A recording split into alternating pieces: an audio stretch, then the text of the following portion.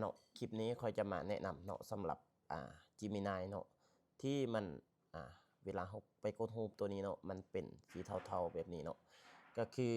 UI ของ Gemini ตัวนี้เนาะมันจะเป็น UI รุ่นเก่าเนาะก็คือ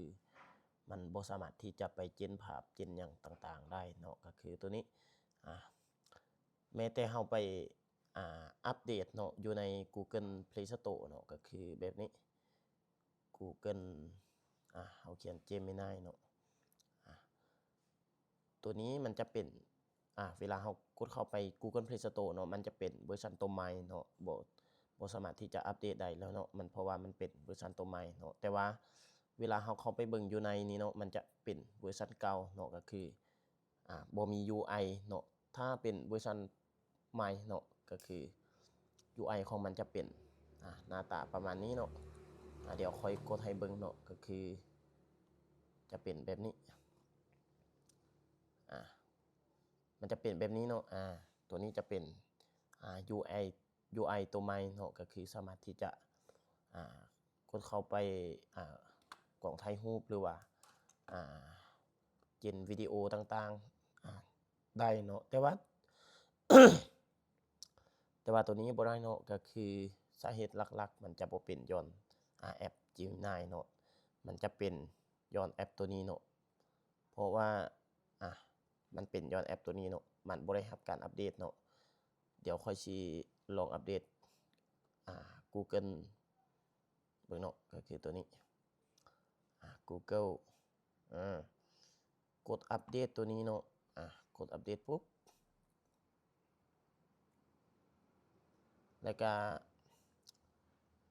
ตัวที่2เนาะก็คือ Google เขาเอิ้นว่า Google แม่นหยัง Voice เนาะตัวนี้Voice Access นี่เนาะก็กดอัปเดตคือกันเนาะ2อันตัวนี้เนาะควรอัปเดตเดี๋ยวเรารอเบิ่งเนาะว่ามันจะสามารถที่จะเปิดGemini เนาะเป็นเวอร์ชันตัวใหม่ได้บ่เนาะเมื่อผ่านมาเนาะค่อยเข้าใจผิดเนาะว่าการที่เราจะไปอัปเดต Gemini เนาะก็คือเราต้องไปอัปเดต Gemini เนาะแต่ที่จริงเนาะการที่มันดึงข้อมูลหรือว่าการค้นหาอย่างต่างๆเนาะมันต้องผ่าน Google Search ตัวนี้เนาะหรือว่า Google ค้นหาตัวนี้เนาะมันก็เลยว่าถ้าเราบ่อัปเดตตัวนี้เนาะเวลาเราไปซอกหาข้อมูลต่างๆมันก็ยังเป็นเวอร์ชันตัวเก่าเนาะ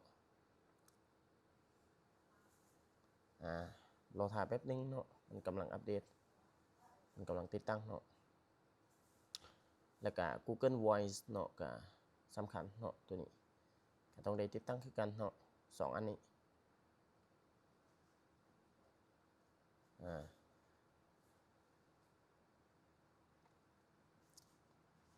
และก็สำหรับหมู่เพื่อนคนใดเนาะที่มักคลิปแบบนี้เนาะก็อย่าลืมกดไลค์กดแชร์กดติดตามเนาะเพื่อที่จะเป็นกำลังใจในการที่ค่อยจะเฮ็ดคลิปเนาะครั้งต่อๆไปด้วยนะฮะหลังจากมันติดตั้งสำเร็จแล้วเนาะเราก็ลองเข้าไป Gemini เบิ่งเนาะกดเข้าไปมันจะขึ้นมาแบบนี้แล้วเนาะให้เฮาลองปัดเบิ่งนึงเนาะแล้วก็กดเข้าไปอีกลองใส่เนาะตอนนี้มันจะลืมแล้วเนาะแต่ว่ามันน่าจะยัง Google Voice เนาะตัวนี้สำเร็จแล้วเนาะปัดออกหมดเนาะแล้วก็กดเข้าอีกเริ่มมาแล้วเนาะเมื่อกี้นี่บ่มีตัวนี้เนาะ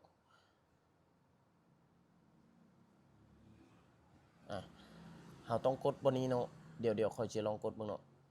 กดแล้วก็ให้มันเป็นกดเข้าตัวโปรตัวนี้เนาะกดเข้าโปรนี่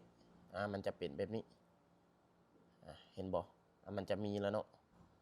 มีฟังก์ชันการสร้างภาพอย่างต่างๆเนาะการเก็บวิดีโอแบบนี้เนาะ